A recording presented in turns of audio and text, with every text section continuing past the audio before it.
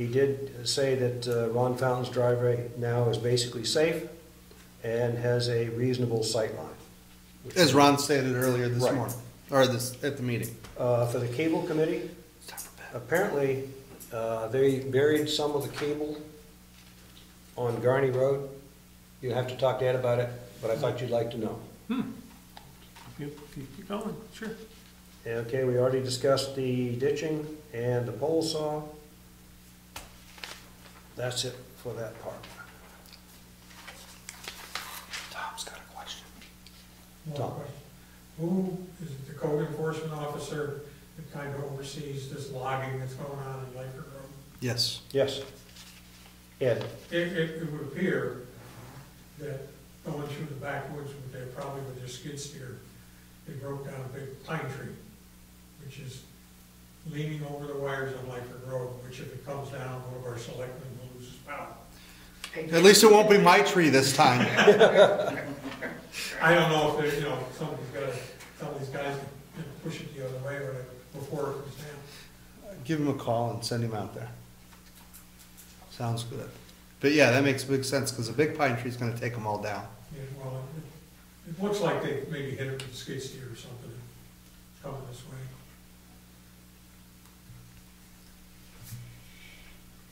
Okay. Anything else for the road agent? I have one, I'm not sure whether you want it under road agent or new business. New business. Well, okay. Does it deal with the road agent? Okay, go ahead.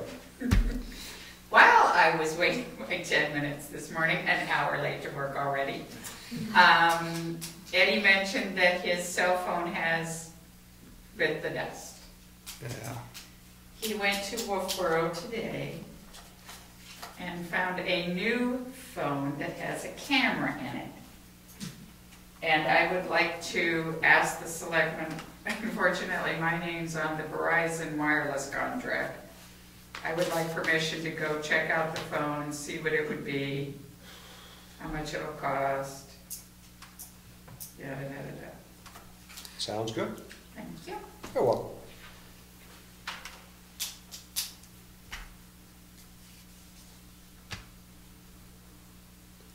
Brad's not here, so we That's all right. No, emergency management. Okay, I was going to talk also. Go ahead. You go ahead Oh, first. you spoke up. Okay. I have spoken with Brad on numerous occasions, and I've actually brought this up with you. We do have a small first aid kit Very small. in this building. And Both buildings. in both buildings. And those small first aid kits are not enough to handle an emergency if we were to ever have one. Knowing how I feel about being prepared for emergencies, I did some research and I talked to Z Medical people who are the providers of all the medical supplies in this area pretty much. And there are a couple of options that we could utilize, and they are large. The one that I would suggest is a large 4-shelf metal cabinet style medical kit, which will provide emergency supplies, minor emergency supplies, of course. We're not getting into surgery, open heart, brain, that kind of stuff. But it'll have enough Band-Aids, alcohol wipes, so forth, so on, to handle bumps, bruises, and scrapes, if you will, and minor cuts, for up to about 30 people. And the cabinets usually run around $365 completely stocked. And I have a quote that they will give me the cabinet and supplies for $199. Okay, have you talked to Brad about this? Yes, I have, and he's the one that pointed these ones out that I'm talking about. Okay, because he'd asked about that previously. Yep, and he's the one that agreed. I showed him this, and he's the one that said that I would order 2 of these big cabinets, one for this building and one for the next building. Question. Yep. Where are you going to put the cabinet in this building? Out of sight, out of mind. No. You're going to put it in the other building. Brad has his Designated areas. right, and I would defer to Brad on the proper placing of these cabinets. Hey, Clifton, I'm just giving you a hard time. I don't, no, But- look, I bolt them where I see the need. Brad has an idea of where he needs to put them to comply with state and federal guidelines. And there's another kit. I would move that we authorize the. Hang on, hey, before you move to authorize anything, this is the cabinet right here. Question? Yeah. I'm not trying to be a pain in the Through a neck. Go ahead, seal B. How many of these items are date sensitive as far as expiration dates?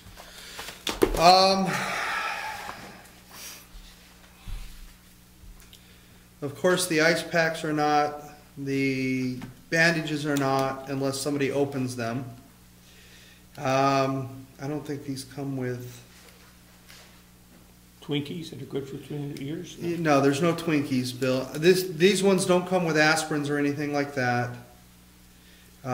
There's no medication, so there's Okay. no date sensitive stuff like that. The only questions that I might have would be the eye wash and eye and skin solutions, the liquids. I don't know what the longevity of those two items would be. But I would imagine they'd be good as long as their seals aren't broken. It's the same They could be solution. good for 2 to 5 years. And they're minor costs to replace and to keep within date. The other thing that we talked about was they call it a first responders kit. And it is a first aid kit on the go. It's in a bag to be carried. If we had an emergency, say, away from our buildings that we had to respond to, where we were sheltering in place, or had to send out an emergency response person to another area. Now, I know we have an ambulance for this, right? And we have Okay. emergency management. And this is what emergency management has suggested, so let's go along with this. He and I discussed this. The scenario is we have a major emergency in this area. Wakefield's right across the town, so if it affects Brookfield, it probably will be affecting Wakefield as well. So our ambulance may be tied up in Wakefield and we have nobody to respond from Brookfield. Though we have EMTs within Brookfield that are certified that could grab this kit and go. So his suggestion is that we pick up 1 or 2 of those bags as well to be kept in the emergency management office and away from the public. They're nothing more than Band-Aids, gauze, the new respirators for helping CPR, that kind of thing. What was the other thing? One other thing. It was and this is for compliance with OSHA, which is the infection control kit. If we were to ever have a incident at the townhouse where we had bodily fluids or that kind of stuff, bloodborne pathogen issues, that we would have an infection control kit to dispose of that material properly and within OSHA guidelines. And that kit is $39. So what's the total? Well, I don't have a total $439 plus. The big kits are, Walk away the 2 big kits are $199. Each? Yes. And the carry kits are $165 each. And $39 for the infection control kit.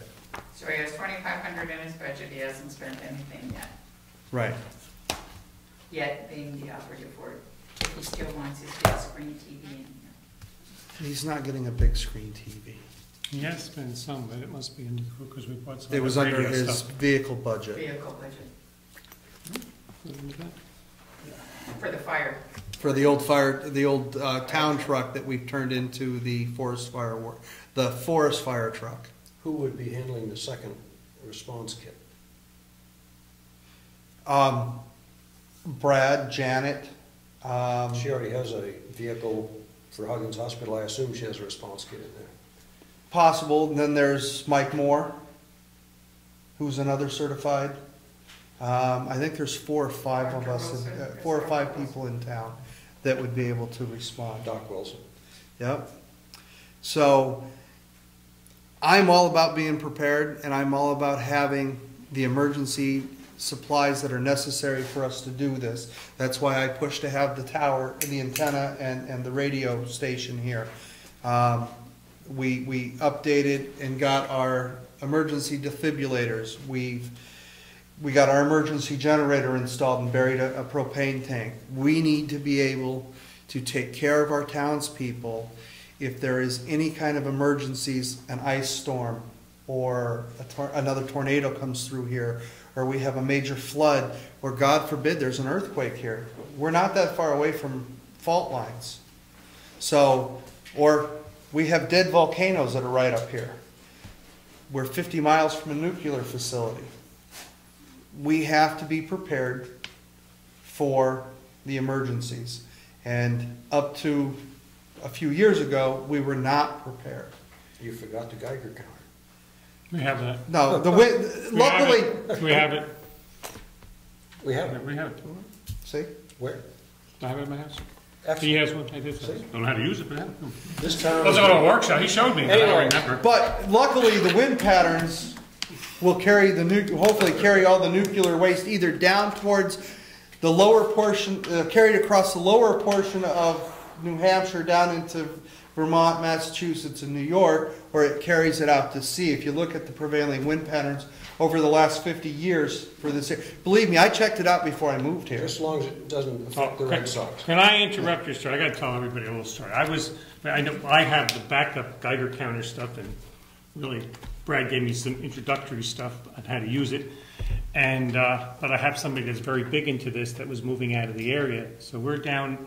So he decided, I asked him if he would show me the different stuff. We're in a McDonald's. So here we're carrying a Geiger counter into McDonald's. You want to get looks at McDonald's. And you take out a Geiger counter and all this stuff on the counter. I tell you, it was a blast. I love to have seen the people's take a picture of their expressions as looking around the civil defense thing and the Geiger counter on the table and everything else. It was worth it. It was priceless. Just, sorry. How to have fun with the public. Yes. Yeah, there you go. So I would strongly suggest purchasing these medical kits. We have been giving a very good discount on these kits, and I think that we should take care of it. So I will leave it up to the board to say yay or nay, but I think that we need to have them. Do you have someone that's going to keep the kids current? I mean, it's a good deal to buy. The emergency management director has to keep it current. That's part of his responsibility. like I'm getting him the materials to do his job. He has to maintain them and keep them current. And it's within his budget. It'll always be within his budget as long as I'm sitting on this board. So, I know he's checking out, continues to check out the issue with cots and stuff like that. Yep. And there are issues with that, and trying to come up with a reality. If you have one, piecemeal versus a kit that's in a nice little cabinet where you store it. My question too is, you have the nice kit, which is beautiful, but boy, you take one out, we'll never get it back. One of those types of things. Somebody takes one thing out, you may never get the stuff back in because they have it back. But that's neither here nor there. I do know he's checking into that and he's working on that. I have no problem with part of that. I think we should do it and see what he comes up with the cots and everything. Either you hold the whole thing off or buy part of that, do the cots, and then what's left you buy the second part. That's my thought. I don't know how long they'll hold these numbers for us, though. I don't know how long they'll allow me to keep these prices. I'm sure that if I use my charm and wit, I might be able to accomplish what Bill would like to do with the numbers.